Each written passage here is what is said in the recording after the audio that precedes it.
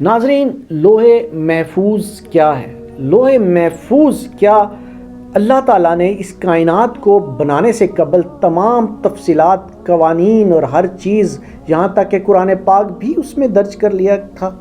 क्या ये बात वाकई दुरुस्त है?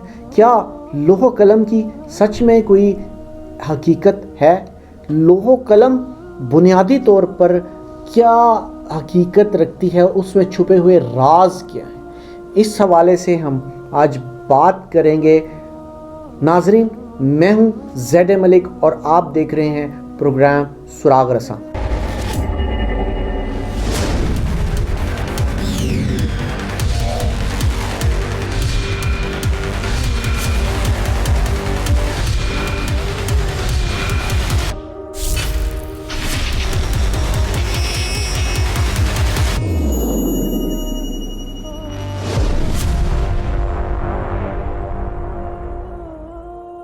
नाज़रीन, लोहो कलम के हवाले से हमारे यहाँ बहुत सारे उलमा कराम समेत बहुत सारे लोग बहुत सारे दावे करते हैं, लेकिन इन दावों में हकीकत क्या है?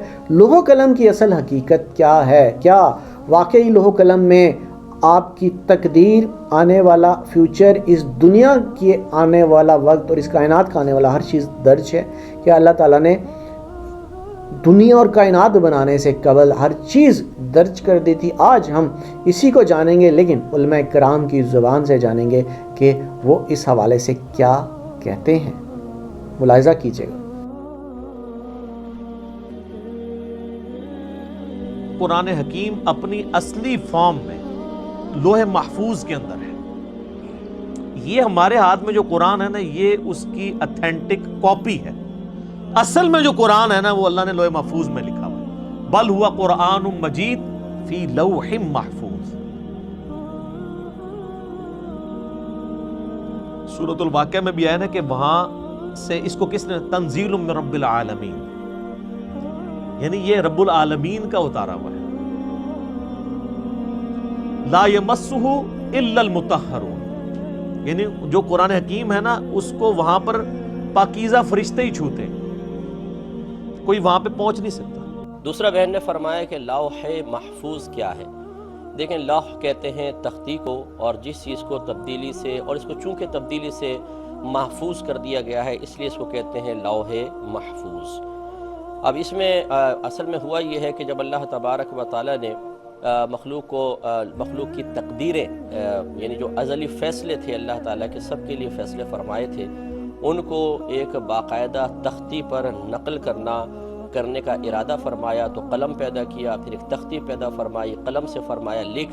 उसने अर्ज़ की, या रब्बे करीम क्या लिखूं? फरमाया जो हो चुका और जो कुछ होने वाला है सब का सब लिख दे। तो उस कलम ने इस तख्ती के ऊपर सब कुछ लिख दिया। अब आप इससे अंदाज़ा कर लें वो तख्ती कितनी बड़ी होगी कि हर शख्स जो ज़िंदगी में करेगा, जितने सांस लेगा, जितनी नज़रें उठाएगा, जितने ख्यालात दिल में आएंगे, जो खाएगा, जो पिएगा, जो हरकतें करेगा, वो सब की सब लिखी हुई हैं। कि अल्लामा इब्न कसीर रहमतुल्लाह अलैह की किताब है अल बिदाया वन निहाया, उसमें उन्होंने इस बात को नकल किया है। उसमें बड़ा लंबा चैप्टर उन्होंने बनाया है कि ये कायनात किस तरह वजूद में आई। उसमें वो लौह महफूज का जिक्र करते हुए हुजूर पाक सल्लल्लाहु अलैहि वसल्लम की हदीस नकल करते हैं कि इब्न अब्बास रज़ी अल्लाह अन्हु फरमाते हैं कि अल्लाह रब्बुल इज़्ज़त ने लौह महफूज को सफ़ेद मोती से बनाया है, सफ़ेद मोती से बनाया है, और उसके सफ़हात यानी पेजेस जो हैं वो सुर्ख याकूत, याकूत एक पत्थर होता है, सुर्ख का मतलब रेड, सुर्ख याकूत के हैं। उसका कलम जो है वो नूर का है, उसकी किताबत भी यानी उस पर जो लिखा जाता है वो भी नूर है। और अल्लाह रब्बुल इज़्ज़त वल जलाल दिन में 360 मरतबा उस लौह महफूज की तरफ मुतवज्जे होते हैं, और अल्लाह रब्बुल इज़्ज़त उसमें जो चाहते हैं वो करते हैं। अल्लाह तबारक व तआला ने अपने कलाम मजीद में फरमाया 13वें पारे में सूरह राद में, यमहुल्लाहु मा यशाअ व युथबित व इंदहु उम्मुल किताब। अल्लाह तबारक व तआला जिसको चाहता है मिटा देता है, जिसको चाहता है लिख देता है। व इंदहु उम्मुल किताब, और उसके पास उम्मुल किताब लौह महफूज है। लौह महफूज में लिखाया किसने है और तकदीर के फैसले किए किसने? उसी मालिक ने किए हैं। और रब्बे करीम अपने बंदों पर लुत्फ़ करम करके किसी के लिए तंगी के दिन अगर लिख दिए हैं और उसकी रहमत का दरिया जोश में आ गया اور وہ بندہ رب کی بارگاہ میں گر گلا رہا ہے, معروضہ کر رہا ہے, تو رب کریم وہ تنگی کے دنوں کو خوشحالی کے دنوں میں بدل دے تو کون اس کو پوچھنے والا ہے؟ نہ استاد, ایکچولی لوح محفوظ وہ تمام اندازہ تھا جو اس نے پوری زندگی, پوری قیامت تک کے لوگوں کے لیے بنائی. Immense number of people, sources سارے جب مرتب کر لیے جنرلی, تو پھر اس نے اسے کہا سٹارٹ آف.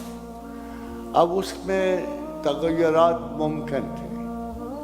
تغیرات ممکن کس سے ہے کہ نبی علیہ الصلوۃ والسلام کا ارشاد ہے کہ جب کسی لوگوں کی کوئی اچھا انسان ہو, وہ اچھی باتیں کرو اور خدمت خلق میں مصروف ہو اور لوگ اس کے لیے دعا کریں تو خدا اس کی عمر بڑھا دیتا. اب دیکھیے, یہ وہ واحد چیز ہے جس پہ ہم کہتے ہیں کہ موت و حیات کا وقت نہیں ٹلتا, مگر رسول اکرم صلی اللہ علیہ وآلہ وسلم کی مصدقہ ترین احادیث میں یہ حدیث ہے کہ جب لوگ کسی کی عمر کے لیے دعا کرتے ہیں, اس کے اخلاق, اس کی اچھائی اور بہتری کے لیے, تو خدا اس کی عمر بڑھا دیتا. اب ایک اور سنیے کہ جب زمین پہ کوئی بھی توقع کی جائے گی کہ زمانہ ابھی خیر کے قابل ہے, تو اللہ کے رسول نے فرمایا کہ ہو سکتا ہے اللہ دنیا کی عمر 500 آدھا دن اور بڑھا دے. تو صاحب نے پوچھا یا رسول اللہ کتنا ہوتا ہے 500 آدھا دن؟ کہتے فرمایا 500 برس اور بڑھا دے.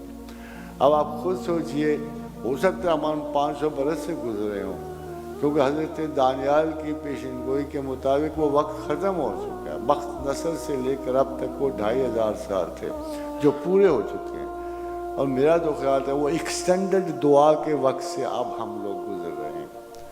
اور اللہ تعالیٰ نے یہ جو فائڈیلٹی ہے, مسئلہ یہ ہوتا ہے کہ آپ سارے جنرل لوگوں کے لیے ایک وقت میں ایک اصلاح کر سکتے ہو, مگر ایک انڈیویجول کے لیے ساری پلان غارت نہیں کر سکتے. لوح محفوظ کے بارے میں یہ بات سمجھ لیجئے کہ اللہ تعالیٰ نے قرآن مجید میں ہم کو یہ بتایا ہے کہ یہ قرآن کسی شیطان کی دراندازی سے بالکل پاک ہے.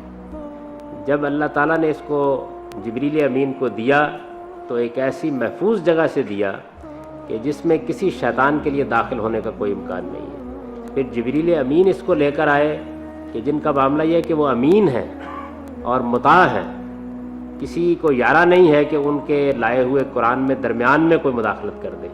اور پھر یہ رسول اللہ صلی اللہ علیہ وسلم کے سینے پر اتارا گیا اور صحابہ کرام نے اپنے اجماع سے اس کو دنیا کو منتقل کر دیا, اور قرآن نے اعلان کیا کہ کوئی باطل نہ اس میں دائیں سے داخل ہو سکتا ہے نہ بائیں سے داخل ہو سکتا ہے. تو اس باب میں لوح محفوظ کا ذکر آیا ہے, یعنی قریش کو یہ بتایا گیا ہے کہ وہ اگر قرآن کے بارے میں یہ خیال کرتے ہیں کہ یہ کسی شیطان کی دراندازی کے نتیجے میں مل رہا ہے, تو ایسا نہیں ہے, بلکہ اللہ کے محفوظ خزانے سے نکلتا ہے, جبریل کے ذریعے سے پہنچتا ہے, اور کسی شیطان کے لیے اس میں کسی جگہ مداخلت کا کوئی موقع نہیں. بلکہ قرآن مجید نے ایک مقام پر خاص یہ واقعہ نقل کیا ہے کہ جنات جب اوپر کی جگہوں پر گئے تو انہوں نے اپنا یہ تاثر بیان کیا کہ پہرے لگے ہوئے تھے اور اس سے پہلے ہمارے لیے راستے کچھ کھلے ہوتے تھے اور ہم فرشتوں کی باتیں اچک لیتے تھے, لیکن اب شہاب ثاقب کی بارش ہو رہی ہے اور کسی کو اوپر جانے کی اجازت نہیں ہے.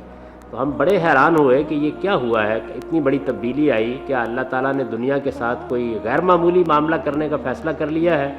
تو اسی تلاش میں تھے کہ معلوم ہوا کہ قرآن نازل ہو رہا ہے. تو اس واقعے کو بھی قرآن نے اسی لیے سنایا ہے کہ یہ ہر طرح کی دراندازی سے بالکل پاک ہو کر پہنچا ہے, یعنی نہ اس میں کہیں اوپر کوئی تحریف کا امکان تھا اور نہ بعد میں کسی تحریف کا امکان ہے. تو لوح محفوظ کا ذکر اس پس منظر میں قرآن میں آتا ہے. ناظرین, آپ نے لوح قلم جو آج کا ہمارا موضوع ہے اس حوالے سے جانا, آپ نے علماء کی رائے سنی. ہمارا کام یہ نہیں ہے کہ ہم آپ پہ اپنی رائے تھوپیں, ہمارا کام ہے مختلف علماء کی رائے آپ کے سامنے رکھ دینا.